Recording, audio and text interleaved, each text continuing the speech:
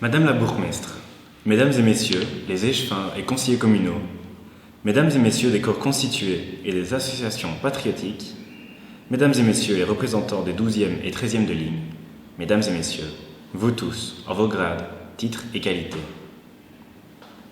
Juillet 1914, je suis au marché, la saison bat son plat.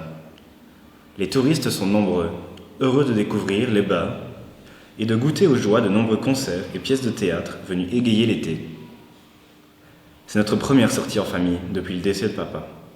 Victor, le benjamin de la famille, fêtera ses 8 ans, un brassard noir accroché autour de son maigre bras. Il gambade dans les allées du parc des 7 heures, avec une insouciance que seule la tendre enfance nous offre. Mon frère aîné, fier de ses 20 ans, marchant d'un joli coffret en bois de Spa, qu'il compte offrir à ma mère endeuillée. Cette dernière raffole des jolités, bien que le regard d'Arthur témoigne de sa tendresse. Depuis quelque temps, il semble vide. Les traits de son visage demeurent crispés. Il paraît si soucieux. C'est à lui que désormais revient la tâche de veiller sur nous. J'étais loin de penser que les mots de mon frère deviendraient bientôt les miens. 3 août 1914. Il est 19h. La guerre est déclarée. Cette annonce sonne le glas de mon insouciance à jamais envolée. L'armée allemande envahit le pays, qui a refusé le passage aux troupes ennemies voulant attaquer la France. Albert Ier prend la tête de l'armée. On dit qu'à Bruxelles, le peuple acclame les Français et chante la Marseillaise. Je veux défendre mon pays. Mon père a fait de moi un homme brave et courageux. Je ne le décevrai pas. Je servirai mon roi, ma patrie et ma famille. 4 août 1914. Spa est envahi. À la vue des troupes allemandes marchant dans notre ville, Monville, le restaurateur, est devenu fou. Il s'est mis à hurler des insultes aux soldats ennemis qui l'ont emprisonné. Arthur aussi a perdu la raison. Il s'est porté volontaire. Il dit vouloir se battre au nom de la liberté. Il a toujours été un fervent défenseur des droits. Mais de là à partir au combat, c'est une pure folie.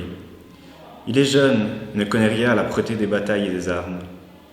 Il me laisse seul, responsable à 16 ans de la vie d'une famille et de toute la ferme.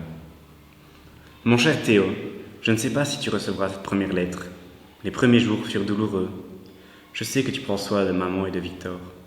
Tu as toujours été bien plus vaillant que moi. Mais aujourd'hui, tu peux être fier de moi. Je suis un bon soldat.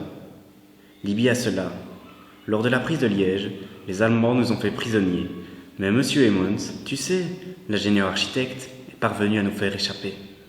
Nous avons alors rejoint l'armée en campagne. Et j'ai retrouvé Hubert, le fils du maréchal Ferrand qui habitait à Crète. Nous nous soutenons et partageons nos rêves comme nos cigarettes. La même cause anime nos cœurs, la quête de notre liberté. Et pourtant, décembre n'aura jamais été aussi sombre. À la tombée de la nuit, nous rejoignons les tranchées dans un silence mortel, par une marche sinistre de Furnes à Nieuport. Si tu croises de Fanette, dis-lui bien que sa jolie médaille ne quitte pas mon cou, et qu'un autre Noël, nous serons réunis. Mon frère aimé, comme il est bon de te lire et de savoir que d'autres Spadois prennent soin de toi. Maman a été réquisitionnée. La galerie Léopold II abrite désormais un hôpital de campagne. On y soigne les Allemands et c'est pour eux qu'on réouvre les bars. Il faut assurer leur convalescence. Et ils sont plusieurs centaines à profiter de nos sources pour se remettre en forme. Tu n'y croirais pas. À la ferme, Victor et moi, on cultive tant qu'on peut. En ville, tout le monde est rationné.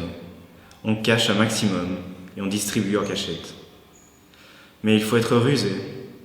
Et pour cela, on peut compter sur Victor. Il contrôle même nos déplacements au champ. Notre pauvre Yvan, le fils du jardinier, a été porté mort. Marie Hubertine est bien inconsolable. C'est ta douce Fanette qui lui porte à manger pour la réconforter. Cher Théo, je t'envoie de mon bataillon quelques nouvelles du front. L'armée nous a dotés de nouveaux habits kaki. Tu me trouverais bien élégant. Ces uniformes sont enfin moins voyants. Je ne supportais plus l'odeur humide des laines détrempées qui me glaçait la chair autant que les pensées.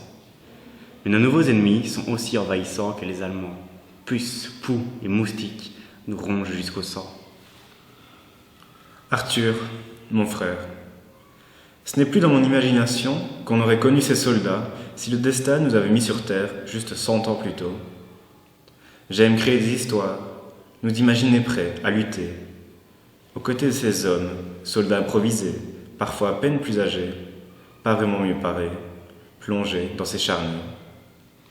Depuis 6 ans déjà, nous les côtoyons, ces héros, chaque matin, sans savoir qui se cache réellement derrière ces noms listés sur un marbre bien noir au centre de l'Athénée.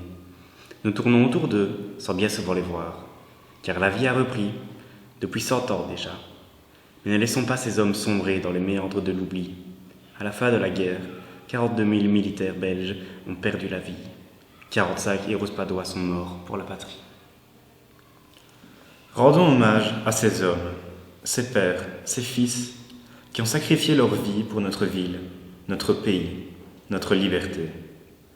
Soyons des passeurs de mémoire pour que jamais ne s'efface le chemin de la paix.